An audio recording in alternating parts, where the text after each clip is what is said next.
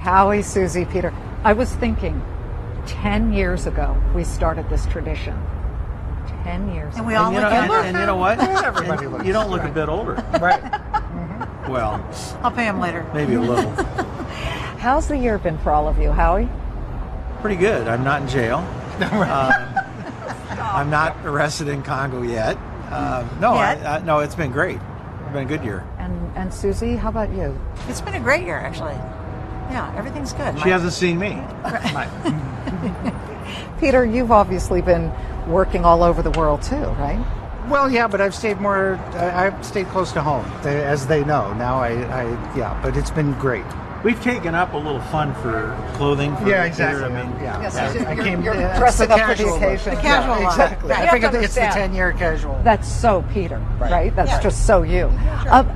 It has been a year since we've seen you, certainly, but it's been 10 years that we've been doing this. And so I want you to reflect back to your dad and how you feel he's changed over 10 years. Well, I think he's mellowed.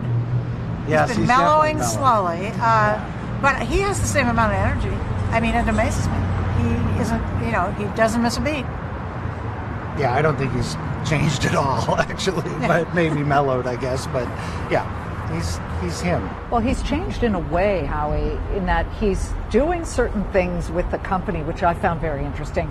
Through all the first couple of years that I covered him, he'd always say, forget airlines. I'm never touching the airlines again. Now he's in 4 airlines. I'm not going to comment about that. I got drug off NetJets the other night. But no.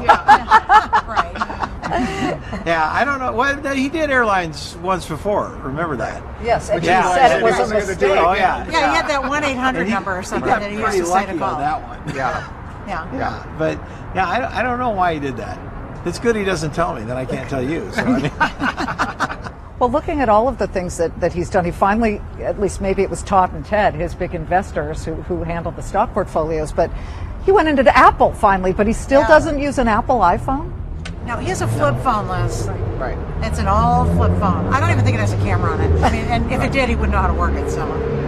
Yeah, I think it's still got pistons in it, right? Right. Yeah. Exactly. Steam powered. He does have an iPad at his desk. I didn't know he had an iPad. Yeah, I set it up, Right. and he doesn't do much with it, but he does have it, and he looks at the stock prices, and Right. he knows how to use it. But he doesn't have an email address, for No. instance. Maybe the No. next step would be an email address. Yeah. Yeah, I don't think so. kicking and screaming into the 80s, maybe? Right. Yeah. Yeah. Exactly. 1880. Well, you know, I had never used a computer, really, and speak. I didn't have an email. And then 2 friends said, well, you got to get an iPad set up so you can show people pictures and do all that stuff. So I got it all set up. Well, they put an email address on it. They told me they did, just in case. So then Susie and I are in Sun Valley, and she can't get on the computer. She's cussing and swearing and throwing stuff. And so I went in the bedroom and I called Trish. I said, you told me I could email from this, right? And she goes, yeah. So tell me how to do it. So I went in and I said, oh, look, I think I'll send an email. First email I ever sent. She wasn't very happy. This is after I got him to stop using the fax machine in our hotel.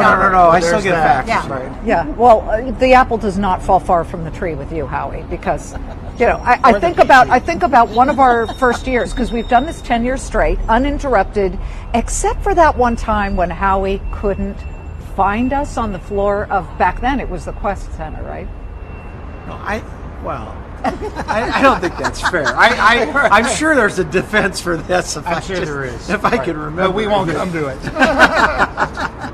Well, your dad has come so far, and we did the 50-year anniversary a couple of years ago, and that was certainly fascinating, but I saw an incredible detail that said that the stock, since he first started it, and it was $19, has jumped more than 1.3 million %. Yeah. Oh, wow. Well, it's it, and the really interesting chart in the annual report is the one with the S&P, and if you look at the comparison It's done. of the increase, the percentage increase, and then the amount of dollars. I mean, there's a great chart in the annual report. Did any of you guys get his stock picking prowess? Why? No. We just let him do it. Actually, I don't think it's not that complicated. I mean, you use a formula of what you think is important, and obviously you can just like cheat and use this formula.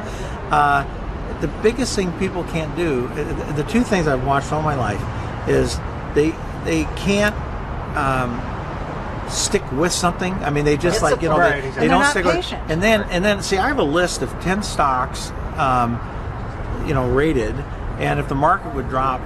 I mean, it would have to drop a lot for me to buy it now, but if the market would drop enough, I'm going to go straight in and buy as much as I can at that price that I have in my head, because everybody else is running away, and most people cannot do that, and that's where he's made a lot of money. Right. It's that discipline, and people can't seem to do it. They always think, oh, wait a minute, look at this shiny object, which was the dot-com bubble. Forget when somebody, one of my friends came and says, I'm selling all this. I go, don't sell anything, buy more. And they go, no, the market's crashing. It's the market will come back. I mean, look at this country. It's never not done that. And if it doesn't do it, we got bigger problems.